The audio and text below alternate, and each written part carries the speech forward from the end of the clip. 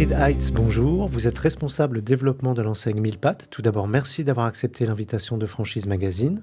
Bonjour Vincent, merci à vous pour votre invitation en tout cas. Pouvez-vous nous présenter le concept Mille Pattes?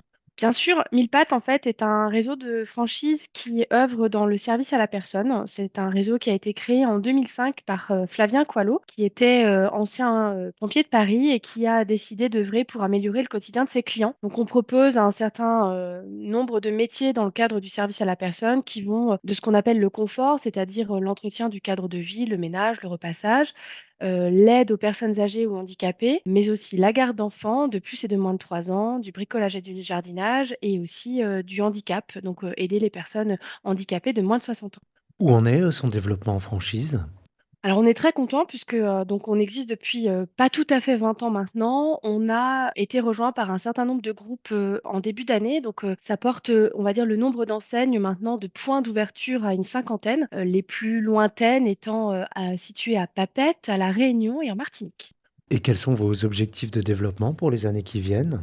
On n'a pas forcément d'objectif, ça fait partie de l'ADN de Millepattes depuis sa création. On ne souhaite pas ouvrir pour ouvrir, on souhaite que les porteurs de projets qui nous rejoignent adhèrent à l'ADN de Millepattes, que leur arrivée au sein du réseau se fasse en douceur et qu'ils soient aussi bien intégrés dans les valeurs du réseau qu'avec leurs futurs collègues, les autres franchisés Millepattes, et que tout se passe pour le mieux. Donc on n'a pas forcément d'objectif. C'est vrai qu'en général, depuis la création du réseau, on est sur une ouverture qui va entre 5 à 10 agences par an. Mais c'est les porteurs de projets qui nous rejoignent, donc on n'est pas sur une recherche appuyée et massive en se disant il faut qu'on en ouvre 3, 4, 5 par an.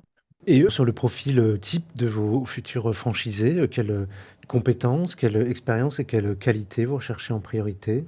On n'a pas forcément un profil type, on s'en rend compte maintenant que les personnes qui nous rejoignent sont tous d'horizons différents. On a des anciens ingénieurs dans l'environnement, on a des anciens gestionnaires, on a des anciens instituteurs. On a vraiment des profils complètement différents. En revanche, ce qui les anime tous, c'est cette envie d'aider les personnes à améliorer leur quotidien, cette envie de donner aussi du sens quand on a des personnes qui décident de se réorienter. On a cette envie de vraiment de donner du sens à une deuxième carrière, à un deuxième emploi et aussi le fait d'être son propre patron. Donc, il faut aussi que la personne qui souhaite nous rejoindre ait une pleine connaissance de ce qu'implique être son propre patron, être gérant d'entreprise.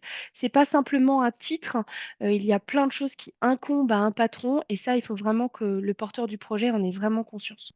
Est-ce qu'il y a des régions ou des villes où vous souhaitez vous implanter en priorité? Alors, on a, effectivement une densité d'ouverture, en Alsace. La région alsacienne est désormais complète.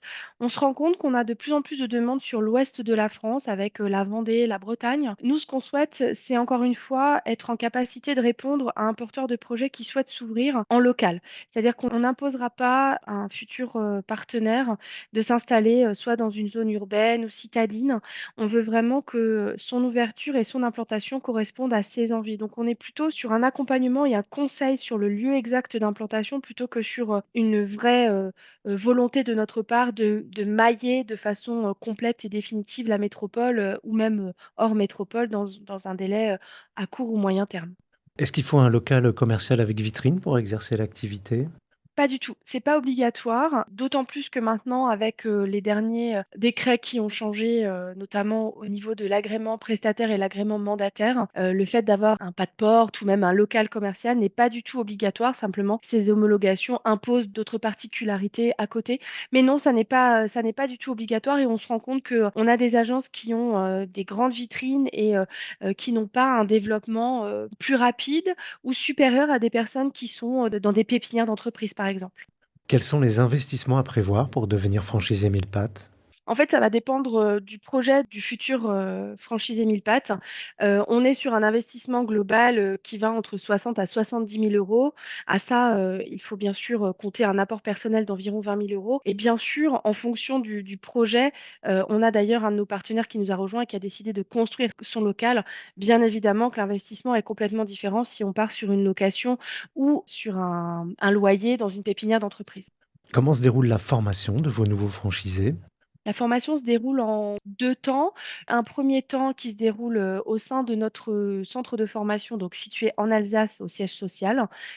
qui dure, 2 fois une semaine, une partie sur la partie commerciale et une autre, sur les parties des ressources humaines, mais aussi du logiciel, hein. On voit bien évidemment, plein d'autres points pendant ces 15 jours et ensuite il y a une partie d'intégration qui se déroule, au sein d'une des agences du réseau.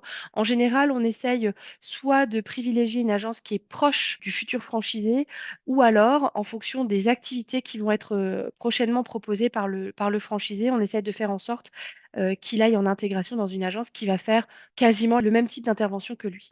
Et pour finir, quels conseils vous pourriez donner à un porteur de projet qui hésiterait à se lancer, avec votre enseigne?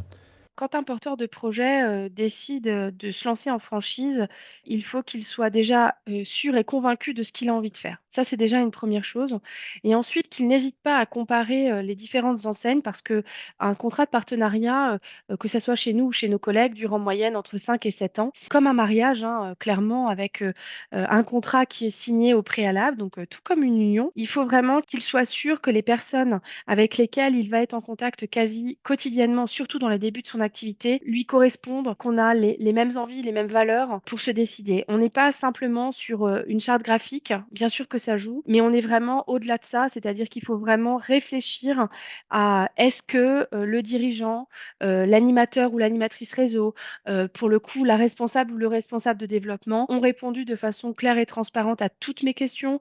Est-ce que, je me sens libre dans toutes les actions que je vais pouvoir entreprendre? À quel moment est-ce que je suis redevable et de quoi? Il faut vraiment qu'il y ait une vraie, légitimité pour lui de choisir, son futur franchiseur. Ingrid Heitz, je vous remercie. Je rappelle que vous êtes responsable développement de l'enseigne Mille Pattes et que votre actualité est à retrouver notamment sur les sites Franchise Magazine et AC Franchise.